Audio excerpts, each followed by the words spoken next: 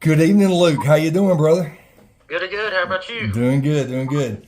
So I reached out to you to kind of announce the fact that you actually took home Lunker of the Year this year and Angler of the Year, the Vicious Fishing Angler of the Year. So would you want to kind of just delve into what brought about the fact that you were able to accomplish these two feats, both awards in the same year? This is a repeat for you because you actually won this 2 years ago, right? Yes, sir. And did you get Lunker of the Year that year too?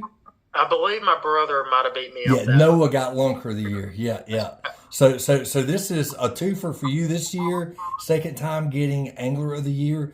So let's kind of delve in a little bit to how your season got started.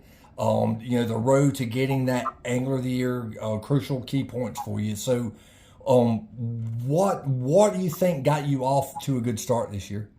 I think kind of just what started the momentum the most for me. Of course, we started this season in February, and where I'm fishing is just a local body of water. And a lot of the fish here in Alabama, they start to pull up to spawn, the really big ones, especially about mid to late February. So that's really when you start to see the big groups of them pull up in like that 5 to 10 foot range.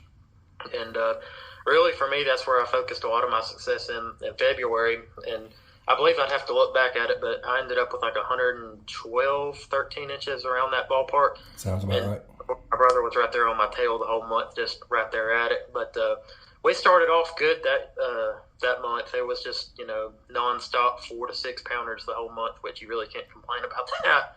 And that, of course, you get into March, April, and they start getting on bed. And then you kind of start to lose your size. Your numbers go up, I would say, but your size starts to go down. So you really try to capitalize, especially for these online tournaments, as much as you can for the size, because you can't weigh it. You got to measure it. So the longer you can get, the better. And so I tried to capitalize on that the first couple months of the season. And as we started to dive off into the spring, like I said, I started off the momentum good in February, and then in March I took a big dip. I ended up going to a big tournament out in Missouri, so that really kind of shot my fishing. I don't think I was on that body of water. I was doing really good for probably close to 3 weeks in March, so that really took a shot at that. I think my dad ended up beating me out of that one, but after that, then of course summer started rolling around in May, and I believe that's when I caught that big one in May, and I think both of them actually. And they were actually at night. I started doing a lot of night fishing, and when the summer months started to kick in, and that to me really is what I feel like got my success this year was the night fishing. You can ask, of course, Noah, Dad, Daniel. They all knew I was doing all nighters, staying out there for. I think there was one night I left the boathouse at 9 o'clock that night, and I didn't pull in the boathouse the next morning until almost 10. Wow. It made for a really long night, but that was one of the nights I caught a 10 pounder and several 5, 6 pounders, which, that makes it worth it. And after you do that for a couple times in the summer, that really, like you said, gets the momentum swinging. So that's where I focused most of my success on this summer, was just doing a lot of night fishing, and that started to slack off, I'd say, about a month ago. It started cooling down, and a lot of our shallow fish here in Alabama started to kind of make their way out slightly. So, but this summer, for sure, night fishing, and starting the spring, early season, February, March, and I'd say the very beginning of April, focusing on those shallow fish pulling up the spawn. Yeah.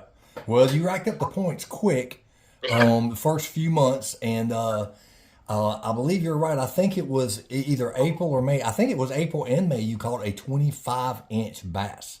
yeah, Um, it two was great. consecutive months, which is Honestly, like unreal. yes, it Um, was great.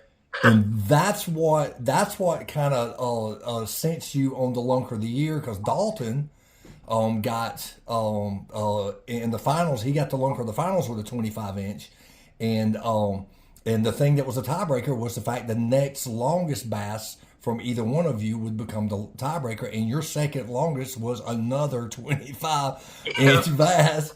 And one of those you said was over 10 pounds. So yeah. tell me about that catch. It was quite the experience. You know, not everybody catches a 10-pounder, and that was one of just the very few I've caught in my life. But I caught it right here. I got the swim bait. This isn't the exact kind, but it's pretty much a replica to it. I caught it. It was a Yellow Hammer is the company name, and they're in here in Alabama, but they actually went out of business, so they're really hard to come by. Oh, wow.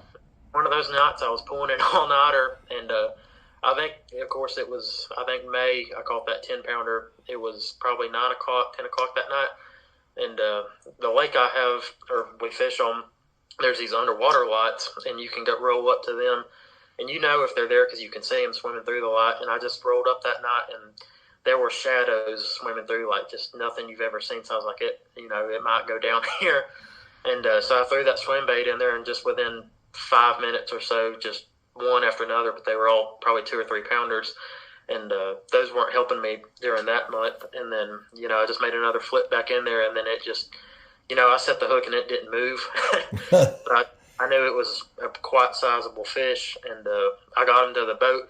And I thought when I netted it, it was a 7, maybe pushing 8, but probably 7-pounder. And whenever I got, because of course it was nighttime, you can't really see, just lifting the weight up. And I got a light shined on him, and I could reach like 2 fists down in his mouth. And I was like, that would be a double-digit bass.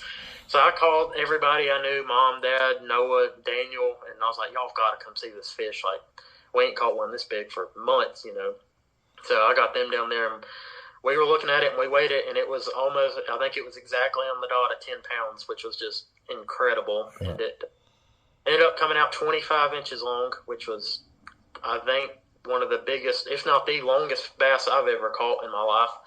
So it was quite the experience. And then that other 25-incher, I think I caught the previous month, and it was on a different light just down the lake. And it ended up coming out, I think, like 9.5 pounds, but just 2 gorgeous fish that, a lifetime fish. Right. And the unique thing is, a lot of people, will ask is that, well, fish is the same body of water. Could it have been the same bass? Well, when I compared the pictures that you posted, they were not the same bass. The markings were totally different between the bass. So so that says a lot about the population of that lake that you're fishing, and the size of fish that are available to you. You're in a very fortunate situation to have access to that kind of body of water. I know you and Noah and Daniel Quick fish that body of water. I think Jeff Clausen fishes it too, right? I know me, Dad, and Daniel and Noah do. I'm not sure about Jeff. Yeah. But it's been a good lake to you guys over the last 2 or 3 years. So I just want to congratulate you on that. We've got the plaque. You've seen that on the post on Instagram. You've seen the water bottle from Yeti, custom engraved. We've got. You end up getting 2 scales. Okay, so these are Accu-Cull 110-pound capacity scales. So you'll get those, and then a bunch of you'll get 2 pairs of Shady Ray sunglasses. I think one's timber gray and the other one's just timber, and then 4 of the grip savers from Accu-Cull, and some all-in-ones. And the big one, Vicious Fishing, as always, steps up. You already know, $150 gift card to go just shop for all kind of fishing line. And they've got lures now and everything on viciousfishing.com. So I'm excited for you guys to see the Coleman family, get it, a second time inside 3 years. That's phenomenal. So I just want to congratulate you, and I look forward to you and your family and your neighbors. Keep spreading the word. I know a lot of the new anglers that we had this year were because of you and Daniel and Noah and even Jeff putting that word out and spreading it out. And I look forward to seeing both of y'all in next year's tournament trail, and look forward to seeing what you can do. Yes, sir. Well, I appreciate that, and I want to thank all the sponsors, like you said, Vicious and Biz Baits. They really stepped up this season, and everybody else. Without them, it wouldn't, we could put a few Zoom lures in a pack and call it a day and send them out. But, those guys really stepped up and made it possible. And at the end of the season, that's really what you're trying to beat everybody out of. And for me, it's really about bragging points and telling I beat Dad and Daniel and Noah. But it really makes it worth it once you get the prize packs and all that in the mail. Yeah. So is it you or Noah that's in the high school team?